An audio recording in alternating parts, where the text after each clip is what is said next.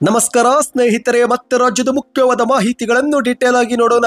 ಮುಖ್ಯಮಂತ್ರಿಯವರ ಒಂದು ಸೂಚನೆ ಬೆನ್ನಲ್ಲೇ ಮೆಟ್ರೋ ಟಿಕೆಟ್ ಬೆಲೆ 10 ರೂಪಾಯಿ ಇಳಿಕೆ. ಮತ್ತೊಂದೆಡೆಯಲ್ಲಿ ವರ್ಕ್ ಫ್ರಮ್ ಕಾರು ಮಾಡುತ್ತಿದ್ದಂತೆ ಯುವತಿಗೆ ಟ್ರಾಫಿಕ್ ಪೊಲೀಸರು ವರ್ಕ್ ಫ್ರಮ್ ಜೈಲು ಎಂದು ವಾರ್ನಿಂಗ್ ಕೊಟ್ಟಿದ್ದಾರೆ. ಎಲ್ಲ ಸುದ್ದಿಗಳನ್ನ ನೋಡೋಣ ಸ್ನೇಹಿತರೆ. ಮತ್ತೊಂದೆಡೆಯಲ್ಲಿ ಇನ್ವೆಸ್ಟ್ ಕರ್ನಾಟಕ 2025ಕ್ಕೆ ರಾಹುಲ್ ಗಾಂಧಿ ಗೈರು. ಇದೇ ನಡುವೆ ಆರೋಶಕ್ ಅವರ ವ್ಯಂಗ್ಯ, ಕರ್ನಾಟಕಕ್ಕೆ ಬರಲು ರಾಹುಲ್ ಗಾಂಧಿ ಮುಜುಗರ ಪಡುತ್ತಿದ್ದಾರೇನು ಎಂದು ಕಾಂಗ್ರೆಸ್ ನಾಯಕರಿಗೆ ಪ್ರಶ್ನೆ ಹಾಕಿದ್ದಾರೆ. ಎಲ್ಲ ಸುದ್ದಿಗಳನ್ನ ನೋಡೋಣ ಸ್ನೇಹಿತರೆ. ಮತ್ತೊಂದೆಡೆಯಲ್ಲಿ ಇನ್ವೆಸ್ಟ್ ಕರ್ನಾಟಕ 2025ಕ್ಕೆ ವೀಲ್ ಚೇರ್ ನಲ್ಲಿ ಬಂದಂತ ಮುಖ್ಯಮಂತ್ರಿಯವರು ಇದೇ ನಡುವೆ ಮುಖ್ಯಮಂತ್ರಿ ಸಿದ್ದರಾಮಯ್ಯನವರ ಕಾಲು ನೋವು ಬೇಗನೆ ಗುಣಮುಖವಾಗಲಿ ಎನ್ನುತ್ತಲೇ ಸಿಎಂ ಅವರ ಕಾಲೆಳೆದ ರಾಜನಾಥ್ ಸಿಂಗ್ ಅವರು. ಎಲ್ಲ ಸುದ್ದಿಗಳು ಬಂದಿವೆ ಸ್ನೇಹಿತರೆ. ಮತ್ತೊಂದೆಡೆಯಲ್ಲಿ ಗೃಹಲಕ್ಷ್ಮಿ ಯೋಜನೆ ಕುರಿತಂತೆ ಸಚಿವ ಲಕ್ಷ್ಮಿ ಹೆಬ್ಬಾಳ್ಕರ್ ಅವರ ಸ್ಪಷ್ಟನೆ. ಆರೋಗ್ಯ ಸುಧಾರಣೆ ಆಗುತ್ತಿದ್ದಂತೆ ಮಾಧ್ಯಮಗಳ ಮುಂದೆ 3 ತಿಂಗಳ ಗೃಹಲಕ್ಷ್ಮಿ ಯೋಜನೆ ಹಣ ಯಾವಾಗ ಜಮವಾಗುತ್ತೆ ಅನ್ನೋ ಕುರಿತಂತೆ ಮಾಹಿತಿ ಕೊಟ್ಟಿದ್ದಾರೆ. ಎಲ್ಲ ಮಾಹಿತಿಗಳನ್ನು ಡೀಟೇಲ್ ಆಗಿ ನೋಡೋಣ. ಅದಕ್ಕಿಂತ ಮೊದಲು ದಯವಿಟ್ಟು ನೀವು ನಮ್ಮ ಚಾನಲ್ಗೆ ಮೊದಲು ಬಾರಿ ಭೇಟಿ ಕೊಡ್ತಾ ಇದ್ರೆ ಈಗಲೇ ಸಬ್ಸ್ಕ್ರೈಬ್ ಆಗಿ ಪಕ್ಕದಲ್ಲಿ ಗಂಟೆ ಕಾಣಿಸುತ್ತೆ ಸ್ನೇಹಿತರೆ, ಅದು ಕೂಡ ಒತ್ತಿದ್ರೆ ಕರ್ನಾಟಕದ ಮುಖ್ಯವಾದ ಮಾಹಿತಿಗಳು ನಿಮಗೆ ಸಿಗುತ್ತವೆ.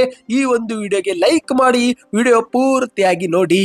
ಮೊದಲನೇ ಮುಖ್ಯವಾದ ಮಾಹಿತಿ, ಇತ್ತೀಚೆಗೆ ಕರ್ನಾಟಕದಲ್ಲಿ ಬಸ್ ಟಿಕೆಟ್ ದರ ಏರಿಕೆ ಬೆನ್ನಲ್ಲೇ ಮೆಟ್ರೋ ಟಿಕೆಟ್ ದರವು ಕೂಡ ಹೆಚ್ಚಳ ಮಾಡಿದ್ದಕ್ಕೆ ರಾಜ್ಯ ಕಾಂಗ್ರೆಸ್ ಸರ್ಕಾರದ ವಿರುದ್ಧ ಪ್ರಯಾಣಿಕರು ವ್ಯಾಪಕ ಆಕ್ರೋಶವನ್ನು ಹೊರಗೆ ಹಾಕಿದ್ರು. ಇದೇ ಒಂದು ನಡುವೆ ಮುಖ್ಯಮಂತ್ರಿ ಸಿದ್ದರಾಮಯ್ಯನವರು ಸಭೆ ಕರೆದು ಈ ಒಂದು ಮೆಟ್ರೋ ಟಿಕೆಟ್ ಬೆಲೆ ಏರಿಕೆಗೆ ನಾವು ಜವಾಬ್ದಾರರಲ್ಲ, ಈ ಒಂದು ಮೆಟ್ರೋ ರೈಲು ಕೇಂದ್ರ ಸರ್ಕಾರದ ಅಧೀನದಲ್ಲಿ ಬರುತ್ತೆ, ಕರ್ನಾಟಕ ಮತ್ತು ಕೇಂದ್ರ ಸರ್ಕಾರ ಸಹಭಾಗಿತ್ವದಲ್ಲಿ ಮೆಟ್ರೋ ರೈಲು ಕೆಲಸ ಮಾಡುತ್ತೆ ಎಂಬ ಹೇಳಿಕೆಯನ್ನು ಕೊಟ್ಟಿದ್ರು.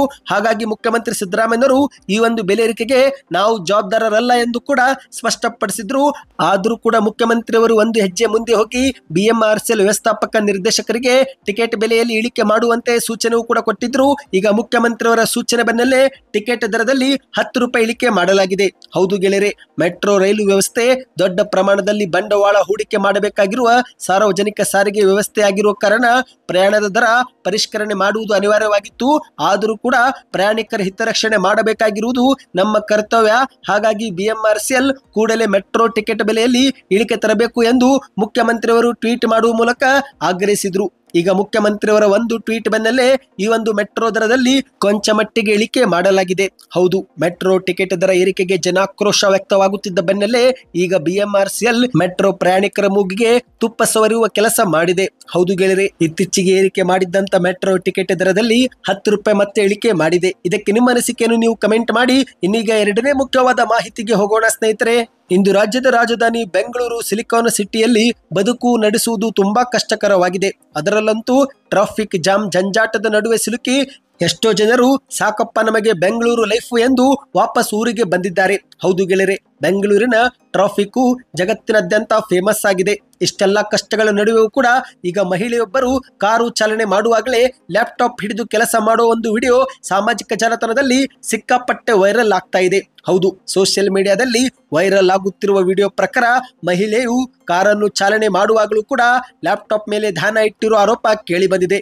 ಈಗಾಗಲೇ ಬೆಂಗಳೂರು ಸಂಚಾರ ಪೊಲೀಸರು ಮಹಿಳೆಗೆ ದಂಡ ಹಾಕಿ ಕ್ರಮ ಕೂಡ ತೆಗೆದುಕೊಂಡಿದ್ದು, ಮತ್ತೊಂದೆಡೆಯಲ್ಲಿ ನೆಟ್ಟಿಗರು ಕೂಡ ಈ ಒಂದು ವಿಡಿಯೋ ವೈರಲ್ಗೆ ಸಾಕಷ್ಟು ಕಮೆಂಟ್ ಅನ್ನ ಮಾಡಿದ್ದಾರೆ. ಇದೇ ನಡುವೆ ಪೊಲೀಸರು ಕೂಡ ಒಂದು ಖಡಕ್ ಎಚ್ಚರಿಕೆ ಕೊಟ್ಟಿದ್ದಾರೆ. ವರ್ಕ್ ಫ್ರಮ್ ಹೋಮ್ಗೆ ಅವಕಾಶ ಇದೆ ಹೊರತು ವರ್ಕ್ ಫ್ರಮ್ ಕಾರು ಚಾಲನೆ ಮಾಡುವಾಗ ಅವಕಾಶ ಇಲ್ಲ ಎಂದು ಪೊಲೀಸರು ಎಚ್ಚರಿಕೆ ಕೊಟ್ಟಿದ್ದಾರೆ. ಮತ್ತೊಬ್ಬರು ವರ್ಕ್ ಫ್ರಮ್ ಕಾರು ಮಾಡುತ್ತಿದ್ದ ಯುವತಿಗೆ ವರ್ಕ್ ಫ್ರಮ್ ಜೈಲು ಕೊಡಿ ಎಂದು ಪೊಲೀಸರಿಗೆ ಆಗ್ರಹಿಸಿದ್ದಾರೆ. ಈ ರೀತಿಯಾದ ನಾನಾ ತರಹದ ಕಮೆಂಟ್ಗಳು ಈ ಒಂದು ವೈರಲ್ ಆದಂತ ವಿಡಿಯೋಗೆ ಬರುತ್ತಿವೆ.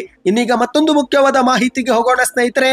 ಕರ್ನಾಟಕಕ್ಕೆ ಬರಲು ರಾಹುಲ್ ಗಾಂಧಿ ಮುಜುಗರ ಪಡುತ್ತಿದ್ದಾರೇನು ಎಂದು ಆರೋಶಕ್ ಅವರು ಕಾಂಗ್ರೆಸ್ ಪಕ್ಷದ ನಾಯಕರಿಗೆ ಪ್ರಶ್ನೆಯನ್ನ ಮಾಡಿದ್ದಾರೆ. ಹೌದು, ಈಗ ಬೆಂಗಳೂರಲ್ಲಿ ಇನ್ವೆಸ್ಟ್ ಕರ್ನಾಟಕ 2025 ಹೂಡಿಕೆ ಸಮಾವೇಶ ಆರಂಭವಾಗಿದೆ. ಆದರೆ ಈ ಒಂದು ಸಮಾವೇಶಕ್ಕೆ AICC ಅಧ್ಯಕ್ಷರಾದಂತಹ ಮಲ್ಲಿಕಾರ್ಜುನ್ ಖರ್ಗೆ ಮತ್ತು ಲೋಕಸಭೆ ವಿರೋಧ ಪಕ್ಷದ ನಾಯಕರಾಗಿರುವ ರಾಹುಲ್ ಗಾಂಧಿ ಅವರು ಗೈರಾಗಿದ್ದಾರೆ. ಇದೇ ಒಂದು ವಿಚಾರ ಕುರಿತಂತೆ ವಿಪಕ್ಷದ ನಾಯಕರಾಗಿರುವ ಆರೋಶಕ್ ಅವರು ಟೀಕೆಯನ್ನ ಮಾಡಿದ್ದಾರೆ. ಹೌದು, ದೆಹಲಿಯ ವಿಧಾನಸಭಾ ಚುನಾವಣೆಯಲ್ಲಿ ಸತತವಾಗಿ 3ನೇ ಸಲವೂ ಕೂಡ ಶೂನ್ಯ ಸಾಧನೆ ಮಾಡಿ ಅವಮಾನಗೊಂಡಿರುವುದಕ್ಕೆ ರಾಹುಲ್ ಗಾಂಧಿ ಅವರು ಕರ್ನಾಟಕಕ್ಕೆ ಬರಲು ಮುಜುಗರ ಪಡುತ್ತಿದ್ದಾರೇನು ಎಂದು ಪ್ರಶ್ನೆಯನ್ನ ಮಾಡಿದ್ದಾರೆ.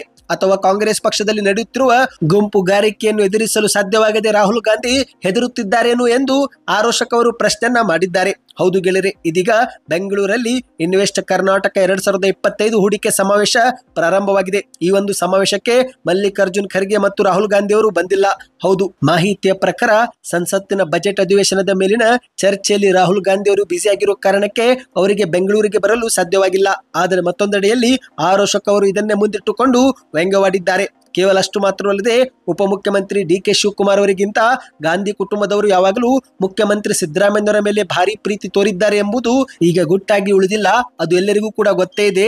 ರಾಹುಲ್ ಗಾಂಧಿ ಮತ್ತು ಡಿ.ಕೆ. ಶಿವಕುಮಾರ್ ಒಬ್ಬರನ್ನೊಬ್ಬರು ನೋಡುತ್ತಿಲ್ಲ, ಅದಕ್ಕೆ ಅವರು ಬರುತ್ತಿಲ್ಲ ಎಂದು ಅನಿಸುತ್ತೆ ಎಂದು ಆರೋಶಕ್ ಅವರು ವ್ಯಂಗ್ಯವಾಡಿದ್ದಾರೆ. ಸ್ನೇಹಿತರೆ, ಇನ್ನಿದೀಗ ಮತ್ತೊಂದು ಮುಖ್ಯವಾದ ಮಾಹಿತಿಗೆ ಹೋಗೋಣ. ಅದಕ್ಕಿಂತ ಮೊದಲು ದಯವಿಟ್ಟು ವಿಡಿಯೋ ಪೂರ್ತಿಯಾಗಿ ನೋಡಿ ಮತ್ತು ನಮ್ಮ ವಿಡಿಯೋಗೂ ಕೂಡ ಒಂದು ಲೈಕ್ ಮಾಡಿ. ಹೌದು ಸ್ನೇಹಿತರೆ, ಈಗ ಮುಖ್ಯಮಂತ್ರಿ ಸಿದ್ದರಾಮಯ್ಯನವರು ಬೆಂಗಳೂರಲ್ಲಿ ನಡೆಯುತ್ತಿರುವ ಜಾಗತಿಕ ಬಂಡವಾಳ ಹೂಡಿಕೆದಾರ ಸಮಾವೇಶಕ್ಕೆ ವೀಲ್ ಚೇರ್ ನಲ್ಲಿ ಆಗಮಿಸಿದ್ದಾರೆ. ಹೌದು, ಇನ್ವೆಸ್ಟ್ ಕರ್ನಾಟಕ ಉದ್ಘಾಟನಾ ಕಾರ್ಯಕ್ರಮದಲ್ಲಿ ಇಂದು ವಿವಿಧ ಪಕ್ಷದ ನಾಯಕರು ಕೂಡ ಭಾಗಿಯಾಗಿದ್ದರು. ಆದರೆ ರಾಜ್ಯದ ಮುಖ್ಯಮಂತ್ರಿ ಸಿದ್ದರಾಮಯ್ಯನವರು ಕಾಲು ಮತ್ತು ಮಂಡಿ ನೋವಿನ ಕಾರಣ ವೀಲ್ ಚೇರ್ ನಲ್ಲಿ ಆಗಮಿಸಿದ್ದಾರೆ. ಹೌದು ಸ್ನೇಹಿತರೆ, ಈಗ ಒಂದು ಕಡೆಯಲ್ಲಿ ಮುಖ್ಯಮಂತ್ರಿ ಸಿದ್ದರಾಮಯ್ಯನವರ ಈ ಒಂದು ನಡೆಗೆ ಸಾಮಾಜಿಕ ಜಾಲತಾಣದಲ್ಲಿ ಭಾರಿ ಮೆಚ್ಚುಗೆ ವ್ಯಕ್ತವಾಗಿದೆ. ಕಾಲು ನೋವು ಇದ್ರೂ ಕೂಡ ಕಾರ್ಯಕ್ರಮಕ್ಕೆ ಭಾಗಿಯಾಗಿದ್ದಕ್ಕೆ ಸಾರ್ವಜನಿಕರು ಮೆಚ್ಚುಗೆಯನ್ನ ವ್ಯಕ್ತಪಡಿಸುತ್ತಿದ್ದಾರೆ. ಇನ್ನು ಇದೇ ಒಂದು ಕಾರ್ಯಕ್ರಮದಲ್ಲಿ ಕೇಂದ್ರದ ಸಚಿವರಾಗಿರುವ ರಾಜನಾಥ್ ಸಿಂಗ್ ಅವರು ಕೂಡ ಸಿದ್ದರಾಮಯ್ಯ ಅವರನ್ನ ಭೇಟಿಯಾದಾಗ ನಡೆದುಕೊಂಡ ರೀತಿಗೂ ಕೂಡ ನೆಟ್ಟಿಗರು ಭಾರಿ ಮೆಚ್ಚುಗೆ ವ್ಯಕ್ತಪಡಿಸುತ್ತಿದ್ದಾರೆ. ಹೌದು, ಅಷ್ಟಕ್ಕೂ ಆಗಿದ್ದೇನೆಂದ್ರೆ ರಾಜನಾಥ್ ಸಿಂಗ್ ಅವರು ಬರುತ್ತಿದ್ದನ್ನ ಕಂಡಂತ ಮುಖ್ಯಮಂತ್ರಿ ಸಿದ್ದರಾಮಯ್ಯನವರು ಅವರಿಗೆ ಸ್ವಾಗತಿಸಲು ಮೇಲೇಳಲು ಯತ್ನಿಸಿದ್ದಾರೆ. ಆದರೆ ಇದನ್ನು ಕಂಡಂತ ಕೂಡಲೇ ರಾಜನಾಥ್ ಸಿಂಗ್ ಅವರು ಸಿದ್ದರಾಮಯ್ಯ ಅವರನ್ನ ಮೇಲೇಳದಂತೆ ತಡೆದು ಚೇರ್ ಮೇಲೆ ಕುರಿಸಿ ಮಾತನಾಡಿಸಿದ್ದಾರೆ. ಸದ್ಯ ಈ ಒಂದು ವಿಡಿಯೋ ಸಾಮಾಜಿಕ ಜಾಲತಾಣದಲ್ಲಿ ವೈರಲ್ ಆಗುತ್ತಿದ್ದು, ಈ ಒಂದು ವಿಡಿಯೋಗೆ ನೆಟ್ಟಿಗರು ಕೂಡ ರಾಜಕೀಯದಲ್ಲಿ ಯಾರು ಶತ್ರುಗಳಲ್ಲ ಎಂಬ ಮಾತು ನಿಜ ಎಂದು ಅಭಿಪ್ರಾಯವೂ ಕೂಡ ವ್ಯಕ್ತಪಡಿಸಿದ್ದಾರೆ. ಆದರೆ ಸ್ನೇಹಿತರೆ, ಈಗ ಇದೇ ನಡುವೆ ರಾಜನಾಥ್ ಸಿಂಗ್ ಅವರು ಒಂದು ಹೇಳಿಕೆಯೂ ಕೂಡ ಕೊಟ್ಟಿದ್ದಾರೆ. ಹೌದು ಗೆಳೆಯರೆ, ಮುಖ್ಯಮಂತ್ರಿ ಸಿದ್ದರಾಮಯ್ಯನವರು ಶೀಘ್ರವೇ ಗುಣಮುಖರಾಗುವಂತೆ ಹಾರೈಸುತ್ತಲೇ ಒಂದು ಶಾಕಿಂಗ್ ಹೇಳಿಕೆ ಕೊಟ್ಟಿದ್ದಾರೆ. ಹೌದು, ಮಾಧ್ಯಮಗಳ ಮುಂದೆ ಕಾಲು ನೋವಿನಿಂದ ಬಳಲುತ್ತಿರುವ ಮುಖ್ಯಮಂತ್ರಿಯವರು ಶೀಘ್ರ ಗುಣಮುಖರಾಗುವಂತೆ ಹಾರೈಸುತ್ತಾ ಇದೇ ಒಂದು ಹಾರೈಸುವ ವೇಳೆ ಇಂದು ರಾಜಕಾರಣಿಗಳಿಗೆ ಕಾಲು ಬಹಳ ಮುಖ್ಯ. ಯಾವಾಗ ಅವರ ಕಾಲನ್ನ ಯಾರು ಎಳೆಯುತ್ತಾರೋ ಗೊತ್ತಾಗೋದಿಲ್ಲ. ಅಂತಹದ್ರಲ್ಲಿ ಈಗ ಸಿದ್ದರಾಮಯ್ಯನವರು ಕಾಲು ನೋವು ಕೂಡ ಮಾಡಿಕೊಂಡಿದ್ದಾರೆ. ಹಾಗಾಗಿ ಅವರು ಬೇಗನೆ ಗುಣಮುಖರಾಗಬೇಕು ಎಂದು ಶಾಕಿಂಗ್ ಹೇಳಿಕೆಯನ್ನು ಕೊಟ್ಟಿದ್ದಾರೆ. ಸ್ನೇಹಿತರೆ, ಇನ್ನೀಗ ಮತ್ತೊಂದು ಮುಖ್ಯವಾದ ಮಾಹಿತಿಗೆ ಹೋಗೋಣ. ಅದಕ್ಕಿಂತ ಮೊದಲು ನೀವು ಕೂಡ ಕಾಂಗ್ರೆಸ್ ಸರ್ಕಾರದ ಗ್ಯಾರಂಟಿಯಲ್ಲಿ ಒಂದಾಗಿರುವ ಗೃಹಲಕ್ಷ್ಮಿ ಯೋಜನೆ ಫಲಾನುಭವಿಗಳಾಗಿದ್ರೆ ನಿಮಗೆ ಒಂದು ಗುಡ್ ನ್ಯೂಸ್ ಬಂದಿದೆ. ಹೌದು ಸ್ನೇಹಿತರೆ, ಕಳೆದ 3 ತಿಂಗಳ ಒಟ್ಟು 6,000 ರೂಪಾಯಿ ಗೃಹಲಕ್ಷ್ಮಿಯರ ಬ್ಯಾಂಕ್ ಖಾತೆಗೆ ಜಮಾವಾಗುವುದು ಬಾಕಿ ಉಳಿದಿದೆ. ಈಗ ರಾಜ್ಯದಲ್ಲಿ ಮಹಿಳೆಯರು ಬಾಕಿ ಹಣ ಯಾವಾಗ ಜಮಾ ಆಗುತ್ತೋ ಎಂದು ಕಾದು ಕುಳಿತಿದ್ದು, ಇದೇ ನಡುವೆ ಗುಡ್ ನ್ಯೂಸ್ ಅನ್ನುವಂತೆ ಲಕ್ಷ್ಮಿ ಹೆಬ್ಬಾಳ್ಕರ್ ಅವರು ಮಾಧ್ಯಮಗಳ ಮುಂದೆ ಮುಖ್ಯವಾದ ಮಾಹಿತಿ ಕೊಟ್ಟಿದ್ದಾರೆ. ಹೌದು ಗೆಳೆಯರೆ, ಇಂದು ರಾಜ್ಯ ಕಾಂಗ್ರೆಸ್ ಸರ್ಕಾರದ ಗೃಹಲಕ್ಷ್ಮಿ ಯೋಜನೆ ಮೂಲಕ ಪ್ರತಿ ಮನೆ ಯಜಮಾನ್ಯರ ಖಾತೆಗೆ 2,000 ರೂಪಾಯಿ ಜಮಾ ಆಗುತ್ತಿರುವುದು ಪ್ರತಿಯೊಬ್ಬರಿಗೂ ಗೊತ್ತಿರುವ ವಿಚಾರ. ಆದ್ರೆ ಕಳೆದ 2-3 ತಿಂಗಳ ಹಣ ಇದುವರೆಗೆ ಮಹಿಳೆಯರ ಖಾತೆಗೆ ಜಮಾವಾಗಿಲ್ಲ. ಹಾಗಾಗಿ ಇದೇ ನಡುವೆ ಈಗ ಗೃಹಲಕ್ಷ್ಮಿಯರಿಗೆ ಖುದ್ದು ಸಚಿವೆ ಲಕ್ಷ್ಮಿ ಹೆಬ್ಬಾಳ್ಕರ್ ಅವರು ಸಿಹಿ ಸುದ್ದಿ ಕೊಟ್ಟಿದ್ದಾರೆ. ಹೌದು ಗೆಳೆಯರೆ, ಶೀಘ್ರವೇ ಹಣ ಸಂದಾಯವಾಗುತ್ತೆ ಎಂದು ಮಾಧ್ಯಮಗಳ ಮುಂದೆ ಸ್ಪಷ್ಟಪಡಿಸಿದ್ದಾರೆ. ರಾಜ್ಯ ಸರ್ಕಾರದಿಂದ ಹಣ ಬಿಡುಗಡೆ ಆಗಿದೆ, ಹಣಕಾಸು ಇಲಾಖೆಗೂ ಕೂಡ ಬಂದಿದೆ. ಕಳೆದ 15 ದಿನಗಳಿಂದ ಹಣ ನಮ್ಮ ಖಾತೆಗೆ ಬಂದಿತ್ತು. ಈಗ ನಾವು ಹಂತ ಹಂತವಾಗಿ ಎಲ್ಲರ ಮಹಿಳೆಯರ ಖಾತೆಗೆ ಜಮಾ ಮಾಡುತ್ತೇವೆ ಎಂದು ಮಾಧ್ಯಮಗಳ ಮುಂದೆ ತಿಳಿಸಿದ್ದಾರೆ. ಹೌದು, ಇದರ ನಡುವೆ ಮತ್ತೆ ಮುಂದುವರೆದು ಮಾತನಾಡಿ, ಇಂದು ಗೃಹಲಕ್ಷ್ಮಿ ಯೋಜನೆ ಹಣ ಜಮಾ ಮಾಡುವ ವಿಧಾನದಲ್ಲಿ ಬದಲಾವಣೆ ಮಾಡಲಾಗಿದೆ. ಗೃಹಲಕ್ಷ್ಮಿ ಹಣವು ತಾಲೂಕು ಪಂಚಾಯತಿ ಮುಖಾಂತರ ಹಾಕುವುದರಿಂದ ಸ್ವಲ್ಪ ತಡವಾಗಿದೆ. ನಮ್ಮ ಇಲಾಖೆಗೆ ದುಡ್ಡು ಬಂದು 15 ದಿನ ಕಳೆದು ಹೋಗಿದೆ.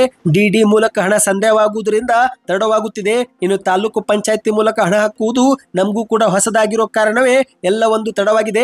ಆದರೆ ಮುಂದಿನ ತಿಂಗಳಿನಿಂದ ಎಲ್ಲವೂ ಕೂಡ ಸರಿಯಾಗುತ್ತೆ ಎಂದು ಮಾಧ್ಯಮಗಳ ಮುಂದೆ ಸ್ಪಷ್ಟಪಡಿಸಿದ್ದಾರೆ. ಇದರ ನಡುವೆ ಮತ್ತೆ ಮುಂದುವರೆದು ಮಾತನಾಡಿ, 2 ವಾರಗಳಲ್ಲಿ ನಾನು ವಿಶ್ರಾಂತಿ ಪಡೆದು ಮತ್ತೆ ಸಾರ್ವಜನಿಕ ಜೀವನಕ್ಕೆ ಮರಳುವೆ ಎಂದು ಮಾಧ್ಯಮಗಳ ಮುಂದೆ ತಿಳಿಸಿದ್ದಾರೆ. ಒಟ್ಟಿನಲ್ಲಿ ಸ್ನೇಹಿತರೆ, ಗೃಹಲಕ್ಷ್ಮಿಯರಿಗೆ ಇದೊಂದು ರೀತಿ ಗುಡ್ ನ್ಯೂಸ್ ಅಂತಾನೆ ಹೇಳಬಹುದು. ಇಷ್ಟು ದಿನ ಕಾದು ಕುಳಿತಿರುವ ಮಹಿಳೆಯರು ಇನ್ನು ಸ್ವಲ್ಪ ದಿನ ಕಾಯಬೇಕಾಗಿದೆ. ಏಕೆಂದ್ರೆ ಈಗ ಸ್ವತಃ ಸಚಿವೆ ಲಕ್ಷ್ಮಿ ಹೆಬ್ಬಾಳ್ಕರ್ ಅವರು ಹಣ ಬಿಡುಗಡೆ ಆಗಿರೋ ಕುರಿತಂತೆ ಮಾಹಿತಿ ಕೊಟ್ಟಿದ್ದಾರೆ. ಹಣಕಾಸು ಇಲಾಖೆಯಿಂದ ನಮ್ಮ ಇಲಾಖೆಗೆ ದುಡ್ಡು ಬಂದಿದೆ.